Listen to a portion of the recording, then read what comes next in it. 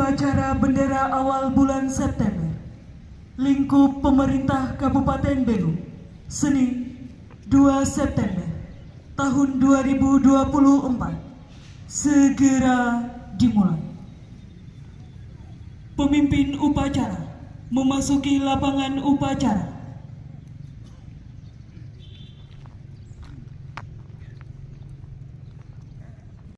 Seluruhnya, siap!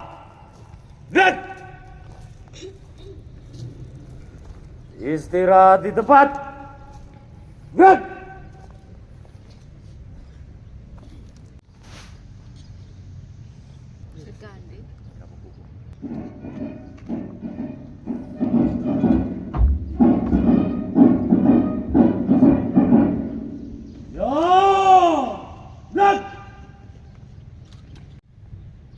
Kepada pembina upacara, terbang!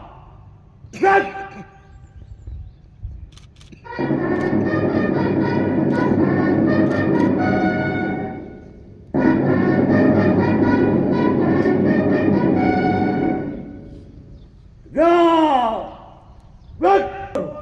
Upacara awal bulan Senin 2 September tahun 2024. Siap! Lanjutkan. Lanjutkan. Sebagai Ketua Panitia Pelaksanaan Hari Ulang Tahun Kemerdekaan, dari tempat ini kami menyampaikan banyak terima kasih atas partisipasi kita semua menyukseskan perayaan Hari Ulang Tahun Kemerdekaan Republik Indonesia ke-75 di Kabupaten Belu. Rangkaian kegiatannya sejak 31 Juli yang lalu, ya, sampai dengan puncaknya adalah upacara 17 Agustus, pengibaran dan penurunan bendera.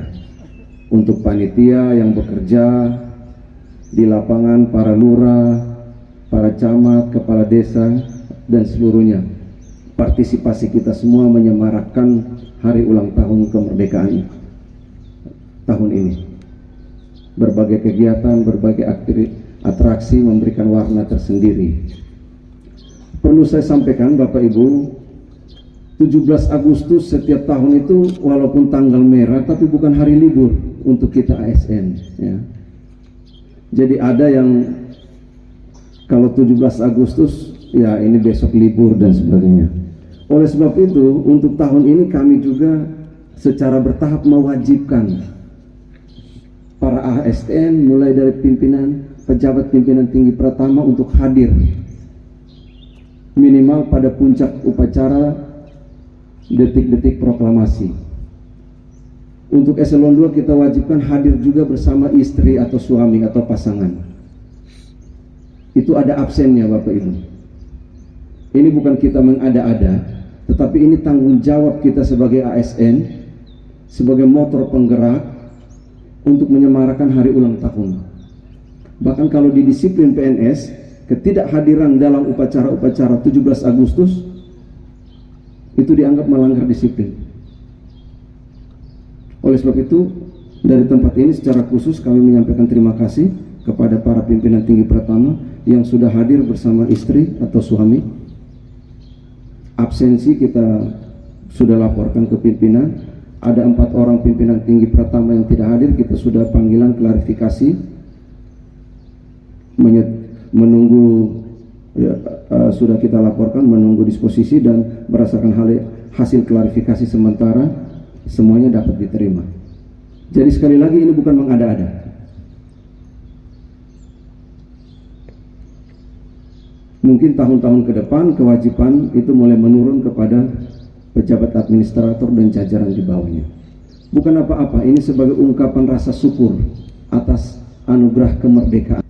Untuk APBD 2025, RAPBD 2025, mungkin kita akan melakukan, ya, jadi menindaklanjuti arahan Pak Bupati pada apel awal pekan lalu. Sudah ada tim kecil yang sementara mengkaji program makan siang gratis, makan siang bergizi, ya. Ini perlu saya sampaikan sehingga tidak ada diskusi-diskusi liar di luar, bahkan dari kita ASN sendiri. Jadi tujuan kita melaksanakan uji coba itu bukan untuk melihat outcome-nya, dampaknya, bukan ya. Karena kita kasih makan siang makanan bergizi, itu tentu dampaknya tidak bisa diukur 1-2 bulan, kan begitu para ahli gizi. Tetapi dengan uji coba ini kita akan melihat kebutuhan dengan standar gizi yang ada, kebutuhan rupiahnya. Jadi per pax-nya itu mulai dari persiapan, distribusi sampai ke tangan anak-anak itu berapa rupiah. Tentu berbeda-beda antara TK, SD, dan SMP. Sehingga uji coba ini kita akan lakukan di 3 3 tingkatan, 3 satuan pendidikan yang merupakan kewenangan kita. Mulai TK, mulai SD, dan mulai SMP. Uji coba pertama akan segera dilakukan. 1 kali makan siang diberikan kepada 3 satuan pendidikan untuk setara masing-masingnya 1 rombongan belajar atau setara 40 siswa. Jadi kita ingin melihat saja dulu, dengan sajian begini, nilai gizinya sekian, itu kosnya berapa. Kan kita baca, kita dengar di media, kalau di Jawa, di Solo, di Jawa Tengah, katakan 1 pax itu 9.000, 10.000, 15.000. Kita Kabupaten Belu dengan potensi lokal yang ada, dengan nilai gizi yang sudah terstandarisasi, itu minimal berapa. Ini yang mau kita tahu, sehingga nantinya kita akan merespon program pemerintah pusat. Dan saya pikir yang seperti ini di NTT, bahkan di Indonesia, Kabupaten Belu termasuk satu dari sedikit daerah yang sudah merespon. Dan sekali lagi ini bukan mengada-ada, ini respon kita terhadap RAPBN 2025. Kan sudah ada di sana, kita tinggal teknis melaksanakan. Jadi ini saya sampaikan supaya jelas ya, supaya tidak ada diskusi-diskusi yang bahkan bernada pesimis.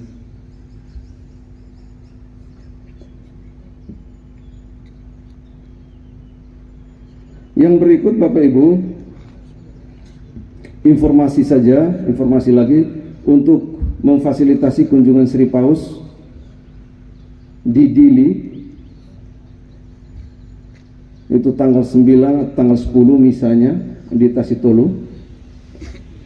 Kita berkoordinasi dengan Keuskupan Atambua sejak beberapa waktu yang lalu, dan pihak Keuskupan sudah menutup pendaftaran.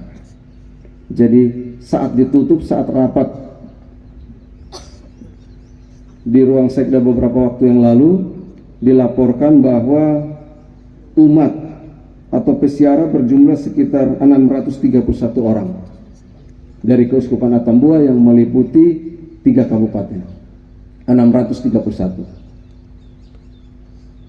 Mungkin di antara kita ASN yang sudah terdaftar, itu silakan. Kita pakai struktur gereja, pemerintah hanya backup di belakang.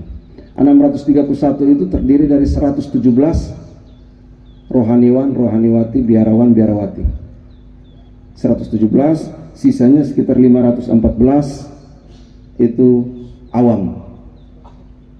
Mungkin angkanya akan berubah 1-2, tetapi jumlahnya sekitar itu. Pemerintah Kabupaten Belu sudah berkoordinasi dengan Kedutaan Besar Indonesia di Dili untuk mempersiapkan segala sesuatunya. Hari ini ada 1 tim lagi yang ke sana dipimpin oleh Kadis Kesehatan. Nanti kita akan menyiapkan posko kesehatan dan posko informasi berupa setidaknya 4 buah ambulans. Lalu kita juga memfasilitasi 5 kendaraan bis atau setara 120 seat untuk para peziarah.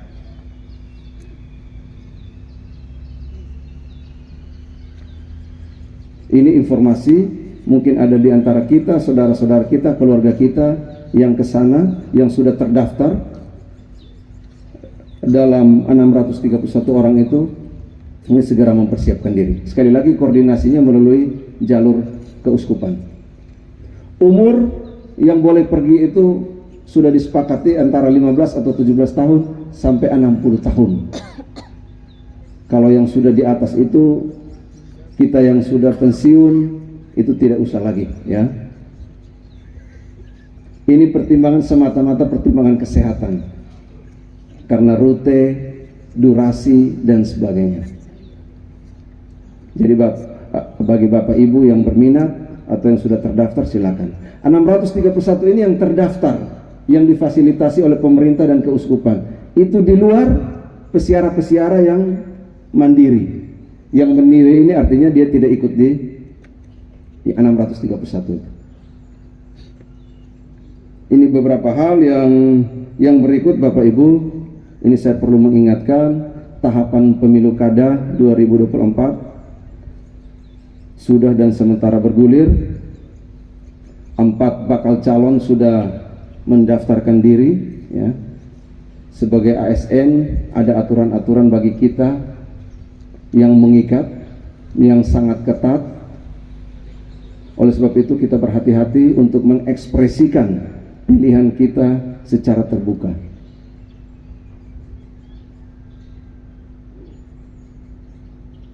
Diskusi-diskusi silakan.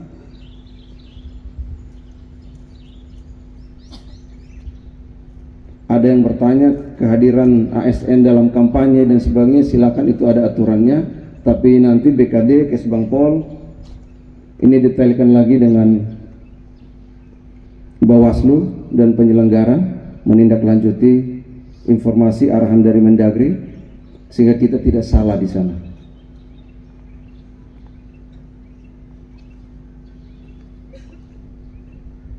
Sebagai ASN juga hati-hati, ya.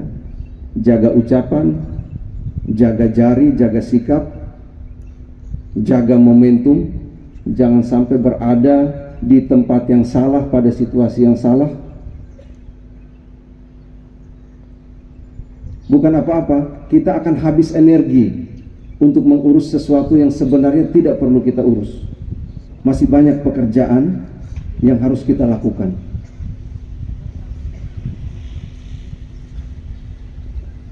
Tugas kita adalah menjaga situasi, berkoordinasi, bekerjasama bahu-membahu dengan TNI, Polri dan seluruh mitra Kamtipmas untuk menjaga situasi agar tetap kondusif, sehingga pesta demokrasi 2024 ini dapat berlangsung dengan baik dan memilih pemimpin di Kabupaten Belu yang bisa sesuai dengan harapan kita. Itu tugas kita. Pilihan politik ada, ya, tapi sekali lagi tidak untuk diekspresikan secara terbuka. Ini saja, selamat melaksanakan tugas, tanggung jawab melayani masyarakat Belu dalam pekan ini. Semoga Tuhan memberkati kita. Saya akhiri, wassalamualaikum warahmatullahi wabarakatuh. Salam, Om Santi Santi Santi Om, Namo Buddhaya, salam kebajikan, salam sehat untuk kita sekalian.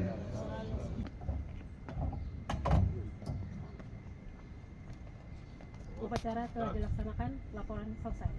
Terima kasih, bubarkan. Bubarkan.